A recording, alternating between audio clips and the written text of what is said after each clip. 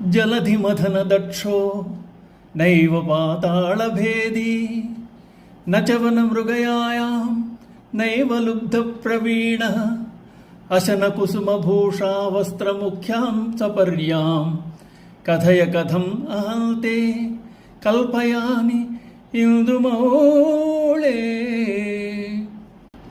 చంద్రశేఖర, నేను జలధిని ద్రచ్చగలవాడను కాను, పాతాళమును భేదించగలవాడను కాను, అడవిలోని మృగములను వేటాడ నేర్పుగల బోయను కానే కాను. ఇక నీకు పుష్పములు, ఆభరణములు, వస్త్రము, నైవేద్యము మొదలగునవి ప్రధానముగా కలిగిన పూజను ఎట్లు సలపగలను? నిన్ను పూజించుటెట్లు, నీవు కోరు సపర్యలు చేయుటెట్లు చెప్పుము. నేను సమర్థుండుగాను శంకర, సమర్థుండుగాను.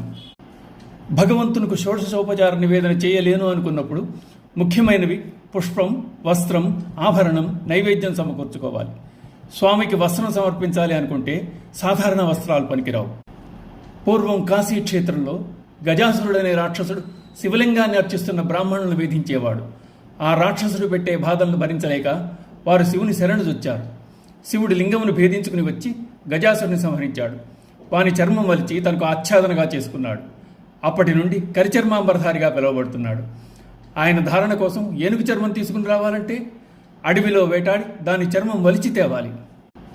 ఆభరణాల సంగతికి వస్తే శివుడు భుజగభూషణ భూషితుడు. అటువంటి దివ్యాభరణాల కోసం పాతాళానికి వెళ్ళాలి.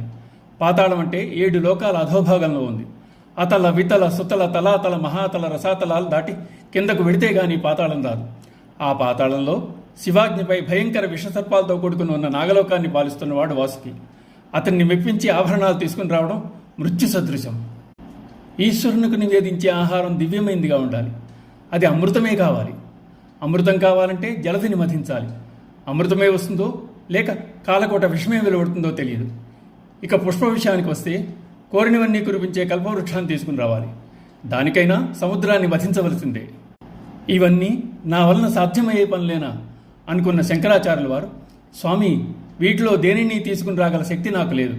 అందుచేత సముద్ర మథన సమయంలో నీవు మృంగిన విషమే ఆహారం అనుకో, నీ శిరమును ధరించిన నెలవంకే పుష్పం అనుకో, నేను సమర్పించిన నూలు వస్త్రమే గజచర్మంగా భావించు.